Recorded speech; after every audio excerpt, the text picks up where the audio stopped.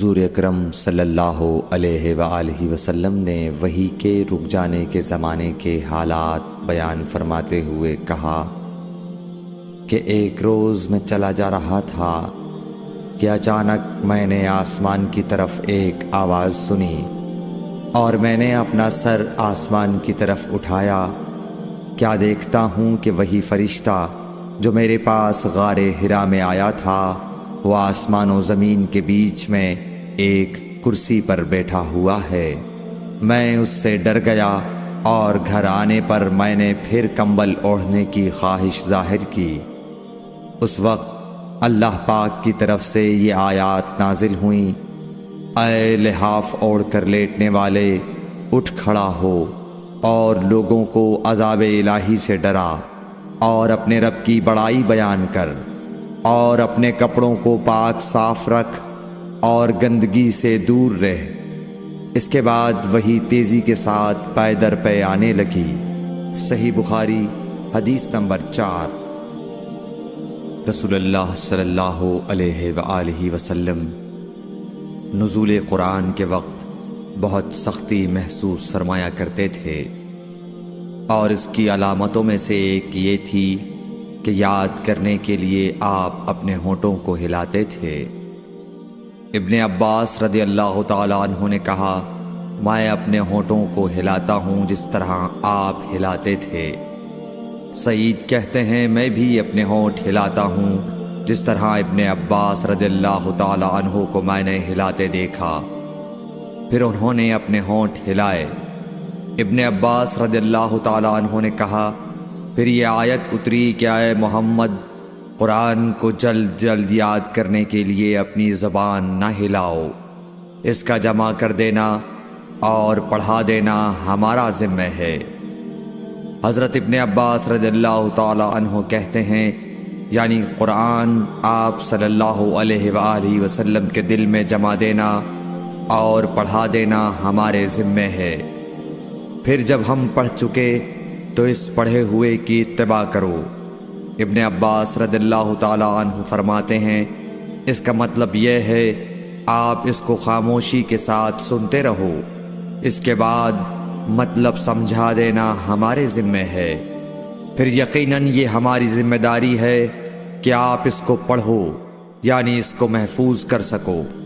چنانچہ اس کے بعد جب آپ کے پاس حضرت جبرائیل علیہ السلام وحی لے کر آتے تو آپ توجہ سے سنتے، جب وہ چلے جاتے تو رسول اللہ صلی اللہ علیہ وسلم اس وحی کو اس طرح پڑھتے جس طرح حضرت جبرائیل علیہ السلام نے اسے پڑھا تھا۔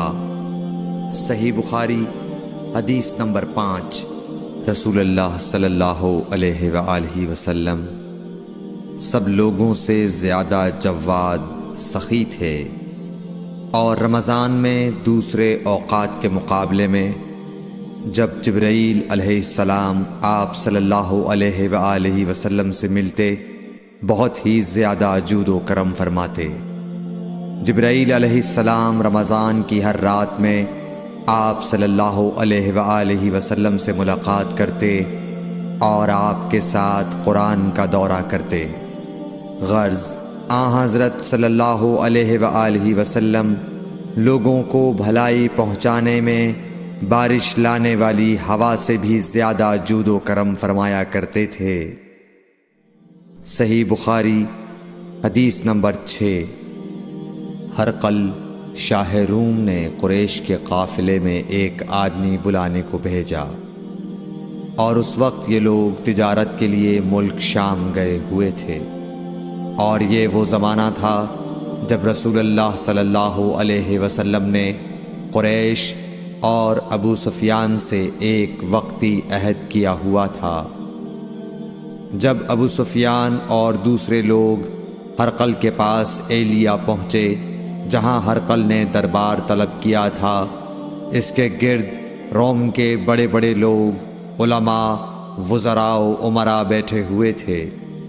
ہرقل نے ان کو اور اپنے ترجمان کو بلوایا، پھر ان سے پوچھا کہ تم میں سے کون شخص مدعی رسالت کا زیادہ قریبی عزیز ہے؟ ابو سفیان کہتے ہیں کہ میں بول اٹھا کہ میں اس کا سب سے زیادہ قریبی رشتہ دار ہوں۔ یہ سن کر ہرقل نے حکم دیا کہ اس ابو سفیان کو میرے قریب لا کر بٹھاؤ اور اس کے ساتھیوں کو اس کی پیٹھ کے پیچھے بٹھا دو۔ پھر اپنے ترجمان سے کہا کہ ان لوگوں سے کہہ دو کہ میں ابو سفیان سے اس شخص یعنی محمد صلی اللہ علیہ وسلم کے حالات پوچھتا ہوں، اگر یہ مجھ سے کسی بات میں جھوٹ بول دے تو تم اس کا جھوٹ ظاہر کر دینا۔ ابو سفیان کا قول ہے کہ خدا کی قسم اگر مجھے یہ غیرت نہ آتی کہ یہ لوگ مجھ کو جھٹلائیں گے تو میں آپ صلی اللہ علیہ وسلم کی نسبت ضرور غلط گوئی سے کام لیتا۔ خیر، پہلی بات جو ہرقل نے مجھ سے پوچھی وہ یہ کہ اس شخص کا خاندان تم لوگوں میں کیسا ہے؟ میں نے کہا وہ تو بڑے اونچے عالی نسب والے ہیں۔ کہنے لگا اس سے پہلے بھی کسی نے تم لوگوں میں ایسی بات کہی تھی؟ میں نے کہا نہیں۔ کہنے لگا اچھا اس کے بڑوں میں کوئی بادشاہ ہوا ہے؟ میں نے کہا نہیں۔ پھر اس نے کہا بڑے لوگوں نے اس کی پیروی اختیار کی ہے یا کمزوروں نے؟ میں نے کہا نہیں، کمزوروں نے۔ پھر کہنے لگا اس کے تابعدار روز بڑھتے جاتے ہیں یا کوئی ساتھی پھر بھی جاتا ہے؟ میں نے کہا نہیں۔ کہنے لگا کیا اپنے اس دعوی نبوت سے پہلے کبھی کسی بھی موقع پر اس نے جھوٹ بولا ہے؟ میں نے کہا نہیں، اور اب ہماری اس سے صلح کی ایک مقررہ مدت ٹھہری ہوئی ہے، معلوم نہیں وہ اس میں کیا کرنے والا ہے۔ ابو سفیان کہتے ہیں میں اس بات کے سوا اور کوئی جھوٹ اس گفتگو میں شامل نہ کر سکا۔ ہرقل نے کہا کیا تمہاری اس سے کبھی لڑائی بھی ہوئی ہے؟ ہم نے کہا کہ ہاں۔ بولا پھر تمہاری اور اس کی جنگ کا کیا حال ہوتا ہے؟ میں نے کہا لڑائی ڈول کی طرح ہے، کبھی وہ ہم سے میدان جنگ جیت لیتے ہیں اور کبھی ہم ان سے جیت لیتے ہیں۔ ہرقل نے پوچھا وہ تمہیں کس بات کا حکم دیتا ہے؟ میں نے کہا وہ کہتا ہے کہ صرف ایک اللہ ہی کی عبادت کرو، اس کا کسی کو شریک نہ بناؤ اور اپنے باپ دادا کی شرک کی باتیں چھوڑ دو، اور ہمیں نماز پڑھنے، سچ بولنے، پرہیزگاری اور صلہ رحمی کا حکم دیتا ہے۔ یہ سب سن کر پھر ہرقل نے اپنے ترجمان سے کہا کہ ابو سفیان سے کہہ دے کہ میں نے تم سے اس کا نسب پوچھا تو تم نے کہا کہ وہ ہم سے عالی نسب ہے، اور پیغمبر اپنی قوم میں عالی نسب ہی بھیجے جایا کرتے ہیں۔ میں نے تم سے پوچھا کہ دعوی نبوت کی یہ بات تمہارے اندر اس سے پہلے کسی اور نے بھی کہی تھی؟ تو تم نے جواب دیا کہ نہیں۔ تب میں نے اپنے دل میں کہا کہ اگر یہ بات اس سے پہلے کسی اور نے کہی ہوتی تو میں سمجھتا کہ اس شخص نے بھی اسی بات کی تقلید کی ہے جو پہلے کہی جا چکی ہے۔ میں نے تم سے پوچھا کہ اس کے بڑوں میں کوئی بادشاہ بھی گزرا ہے؟ تو تم نے کہا کہ نہیں۔ تو میں نے دل میں کہا کہ ان کے بزرگوں میں سے کوئی بادشاہ ہوا ہوگا تو کہہ دوں گا کہ وہ شخص اس بہانے اپنے آباء و اجداد کی بادشاہت اور ان کا ملک دوبارہ حاصل کرنا چاہتا ہے۔ اور میں نے تم سے پوچھا کہ اس بات کے کہنے یعنی پیغمبری کا دعویٰ کرنے سے پہلے تم نے کبھی اس کو دروغ گوئی کا الزام لگایا ہے؟ تم نے کہا کہ نہیں۔ تو میں نے سمجھ لیا کہ جو شخص آدمیوں کے ساتھ دروغ گوئی سے بچے وہ اللہ کے بارے میں کیسے جھوٹی بات کہہ سکتا ہے۔ اور میں نے تم سے پوچھا کہ بڑے لوگ اس کے پیرو ہوتے ہیں یا کمزور آدمی؟ تم نے کہا کمزوروں نے اس کی اتباع کی ہے۔ تو دراصل یہی لوگ پیغمبروں کے متبعین ہوتے ہیں۔ اور میں نے تم سے پوچھا کہ اس کے ساتھی بڑھ رہے ہیں یا کم ہو رہے ہیں؟ تم نے کہا کہ وہ بڑھ رہے ہیں، اور ایمان کی کیفیت یہی ہوتی ہے حتیٰ کہ وہ کامل ہو جاتا ہے۔ اور میں نے تم سے پوچھا کہ آیا کوئی شخص اس کے دین سے ناخوش ہو کر مرتد بھی ہو جاتا ہے؟ تم نے کہا نہیں۔ تو ایمان کی خاصیت بھی یہی ہے، جن کے دلوں میں اس کی مسرت رچ بس جائے وہ اس سے لوٹا نہیں کرتے۔ اور میں نے تم سے پوچھا کہ آیا وہ کبھی عہد شکنی کرتے ہیں؟ تم نے کہا نہیں۔ پیغمبروں کا یہی حال ہوتا ہے، وہ عہد کی خلاف ورزی نہیں کرتے۔ اور میں نے تم سے کہا کہ وہ تم سے کس چیز کے لیے کہتے ہیں؟ تم نے کہا کہ وہ ہمیں حکم دیتے ہیں کہ اللہ کی عبادت کرو، اس کے ساتھ کسی کو شریک نہ ٹھہراؤ، اور تمہیں بتوں کی پرستش سے روکتے ہیں، سچ بولنے اور پرہیزگاری کا حکم دیتے ہیں۔ لہٰذا اگر یہ باتیں جو تم کہہ رہے ہو سچ ہیں تو ان قریب وہ اس جگہ کا مالک ہو جائے گا کہ جہاں میرے یہ دونوں پاؤں ہیں۔ مجھے معلوم تھا کہ وہ پیغمبر آنے والا ہے، مگر مجھے یہ معلوم نہیں تھا کہ وہ تمہارے اندر ہوگا۔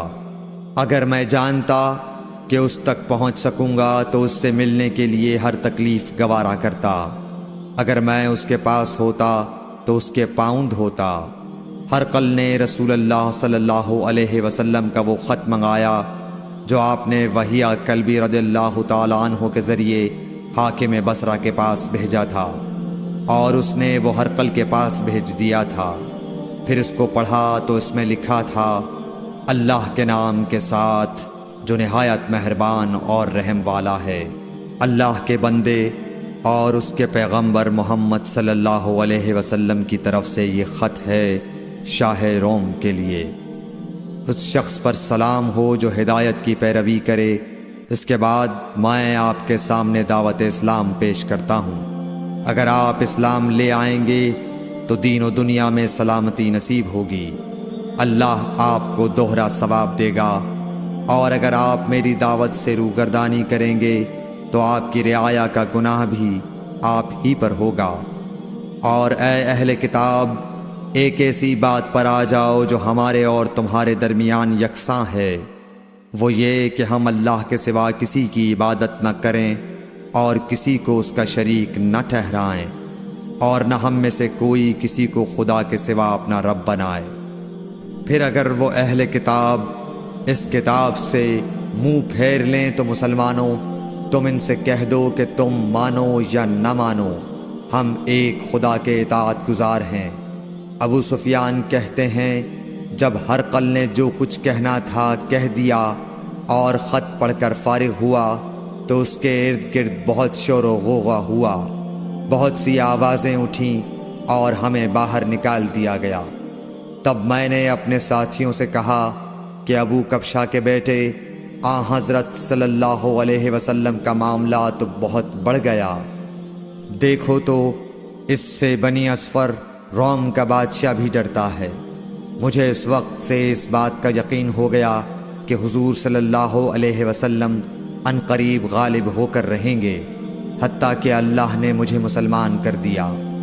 راوی کا بیان ہے کہ ابن ناطور ایلیا کا حاکم ہرقل کا مصاحب اور شام کے نصارہ کا لاٹ پادری بیان کرتا تھا کہ ہرقل جب ایلیا آیا ایک دن صبح کو پریشان اٹھا تو اس کے درباریوں نے دریافت کیا کہ آج ہم آپ کی حالت بدلی ہوئی پاتے ہیں، کیا وجہ ہے؟ ابن ناطور کا بیان ہے کہ ہرقل نجومی تھا، علم نجوم میں وہ پوری مہارت رکھتا تھا۔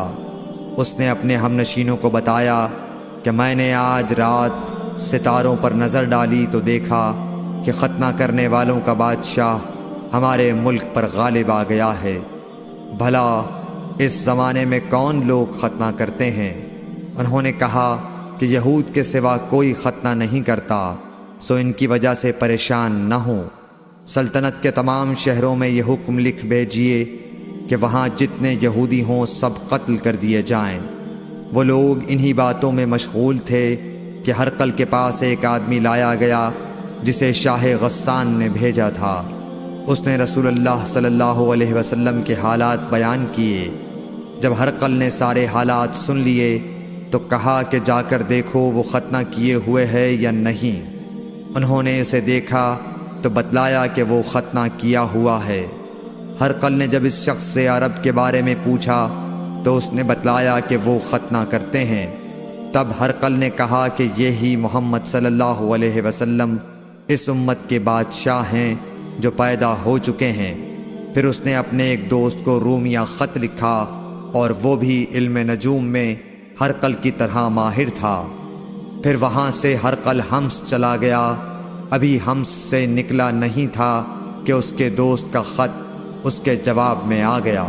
اس کی رائے بھی حضور صلی اللہ علیہ وسلم کے ظہور کے بارے میں ہرقل کے موافق تھی کہ محمد صلی اللہ علیہ وسلم واقعی پیغمبر ہیں۔ اس کے بعد ہرقل نے روم کے بڑے آدمیوں کو اپنے حمص کے محل میں طلب کیا اور اس کے حکم سے محل کے دروازے بند کر لیے گئے۔ پھر وہ اپنے خاص محل سے باہر آیا اور کہا، اے روم والو، کیا ہدایت اور کامیابی میں کچھ حصہ تمہارے لیے بھی ہے؟ اگر تم اپنی سلطنت کی بقا چاہتے ہو تو پھر اس نبی صلی اللہ علیہ وسلم کی بیعت کر لو اور مسلمان ہو جاؤ۔ یہ سننا تھا کہ پھر لوگ وحشی گدھوں کی طرح دروازوں کی طرف دوڑے، مگر انہیں بند پایا۔ آخر جب ہرقل نے اس بات سے ان کی یہ نفرت دیکھی اور ان کے ایمان لانے سے مایوس ہو گیا تو کہنے لگا کہ ان لوگوں کو میرے پاس لاؤ۔ جب وہ دوبارہ آئے تو اس نے کہا، میں نے جو بات کہی تھی اس سے تمہاری دینی پختگی کی آزمائش مقصود تھی، سو وہ میں نے دیکھ لی۔ تب یہ بات سن کر وہ سب کے سب اس کے سامنے سجدے میں گر پڑے اور اس سے خوش ہو گئے۔ بالآخر ہرقل کی آخری حالت یہی رہی۔ صحیح بخاری حدیث نمبر 7۔